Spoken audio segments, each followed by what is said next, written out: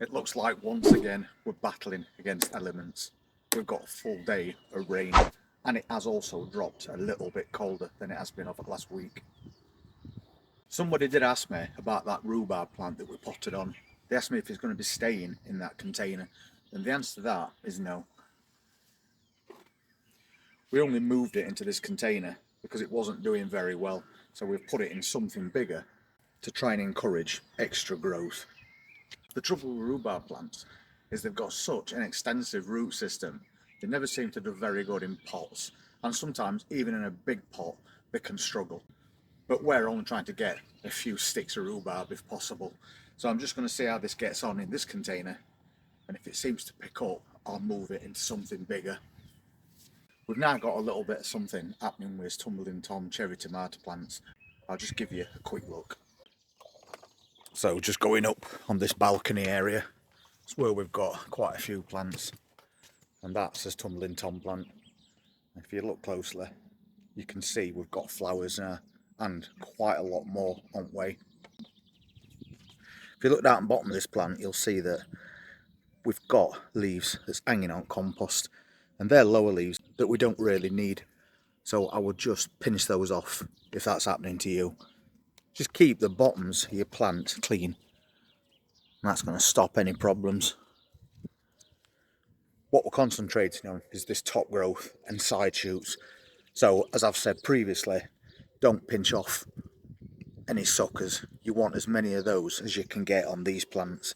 But you can see that at the bottom there is just a little branch. It's not going to get anything on it. So we can take that away, clear that bottom up. And the same with this one.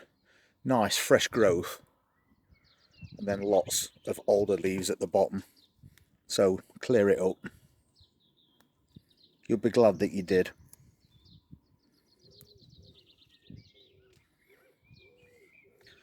Two seconds and that bottom's clear.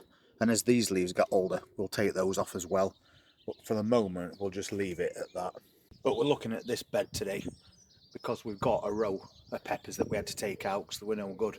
So we're going to replace them with a yellow cherry tomato plant, and then we're going to direct sow some spinach to get something going on in this space. The seeds that I'm using for this are called Matador, and I think this pack's from Lidl, and you get quite a lot of seeds in them as well. But we want this tomato plant in as well, so basically what I'm going to do is just mark it with this broom handle, and we're doing that so we can just press it in and make a bit of a trench for his seeds to go in.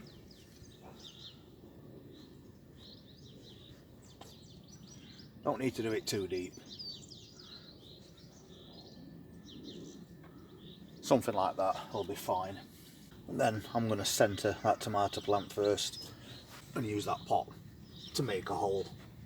I think it's going to take a little bit more pressure than I thought. So a couple of pots. That's giving us a lot more leverage. And then we'll get this plant out. This was a very tiny plant when we bought it, but because we've had quite a bit of sun and the odd shower, it's now started to pick up, so we can get it in. A bit more variety. Nothing wrong with that root system either, so this is straight in and off it goes. So just gonna firm it in. I'm gonna lean it this way as well. Hopefully we'll get some yellow cherry tomatoes draping over the top, and then we've still got that trench that we've just created. I'll pop the label in front as well, so I know which one is the yellow ones. And since it's a nice damp rainy day, it's a great time to sow spinach. So let's get some of these seeds in.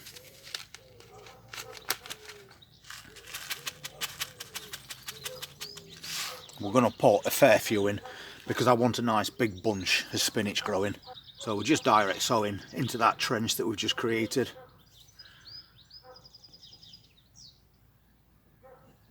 One thing about spinach is you can see the seeds very easily.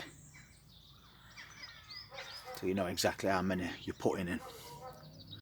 And then some more other side. And for a rainy, miserable day, at least we're getting something done.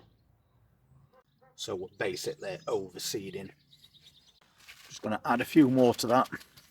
And you can see there's loads left in this packet. Really good value. I think that will do. So now we'll just lightly cover those seeds over. They'll soon find their way out with them being big seeds.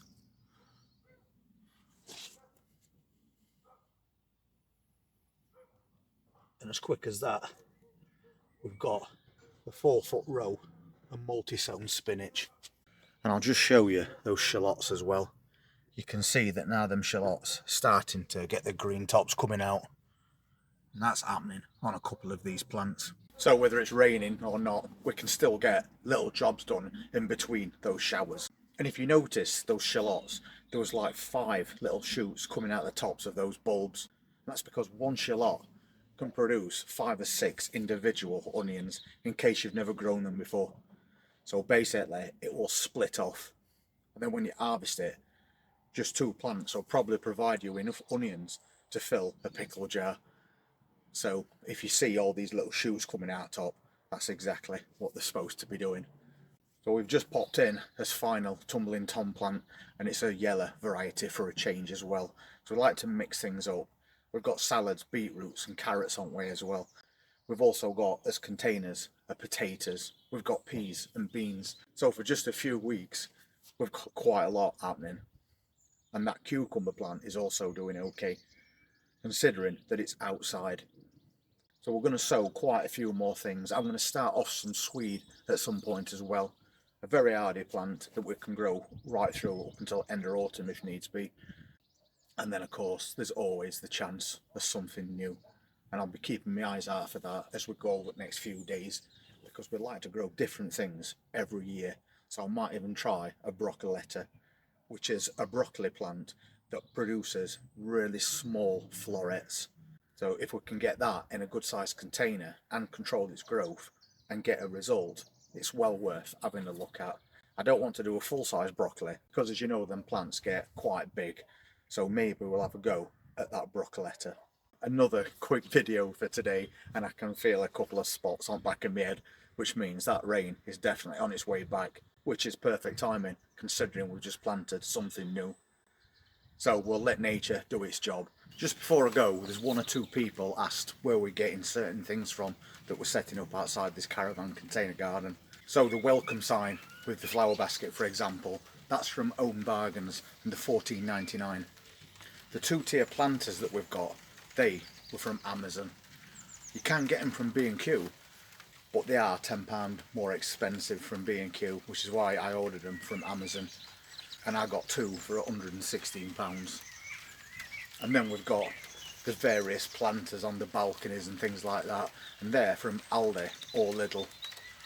And the obelisk I got from the Yorkshire Trading Company. So if you want to get a few of the things that you've seen around this caravan container garden, you now know where to get them from.